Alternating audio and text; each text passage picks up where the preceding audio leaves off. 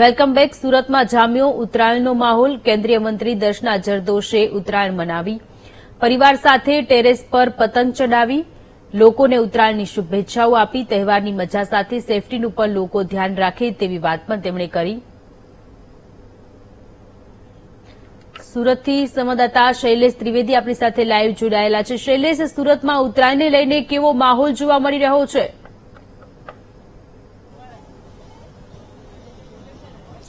સુરત અને સુરતીઓની ઉત્તરાયણ હર હંમેશ અનોખી હોય છે અને તેમાંય જે સુરતી છે તેને માટે આજનું પર્વ એ અનોખું પર્વ છે.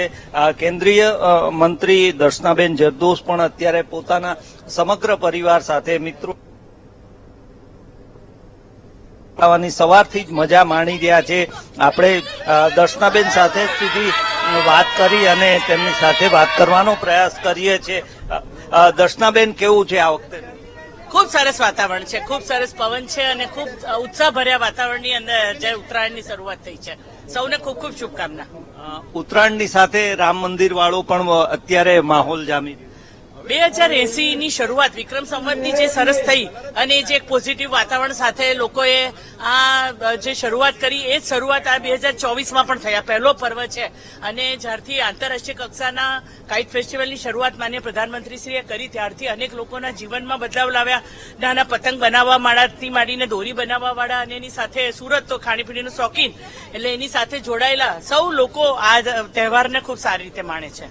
ચોક્કસ, એમનો પરિવાર પણ અહીંયા અત્યારે તહેવાર માણી રહ્યો છે. એમની સાથે વાત કરી. કેવી મજા છે ઉત્તરાયણની આ વખતે? ખૂબ જ સરસ છે. સુરતની સુરત અનોખી છે.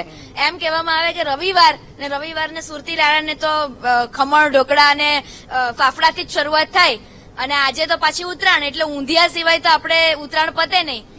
આ મજા આવે છે એક પતંગને કાપવામાં અને ઢીલ છોડવામાં.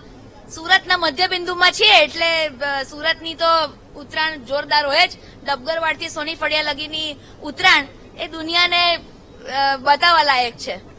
ચોક્કસ, શું કહેશો? ઉત્તરાયણ કેવી રહી છે?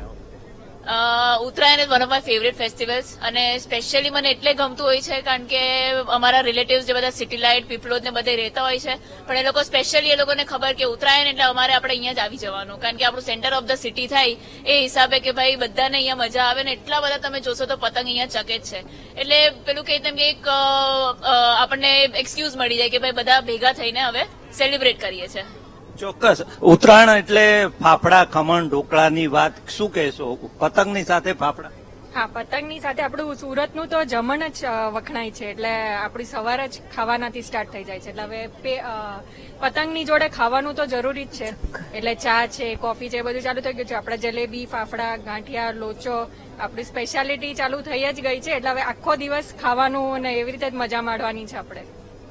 ચોક્કસ, કેવી છે આ વખતની ઉત્તરાયણ? જબરદસ્ત, પવન પણ ફાઇન છે. અમે ક્યારનો સવારથી પતંગ ચગાવવા 7 પેજ કાપ્યા છે અમે લોકો. મજા આવે છે. પરિવાર બધા ભેગા મળીએ છીએ અને ક્વોલિટી ટાઈમ સ્પેન્ડ કરે. એન્ટરટેનમેન્ટ ને બધું છોડીને મોબાઈલની દુનિયાથી નીકળીને આવી રીતે જે પરિવારને જે ક્વોલિટી ટાઈમ મળે છે તેનો લાભ લઈએ છીએ. શું કહેશો ઉત્તરાયણ? આ વખતની ઉત્તરાયણ અનોખી છે. કોવિડના 2 વર્ષ દરમિયાન લોકોમાં એટલો ઉત્સાહ નહીં હતો પણ આ વખતે ડબલ ઉત્સાહથી લોકો અગાસી પર આવ્યા છે અને આ પર્વનો લાભ લઈ રહ્યા છે.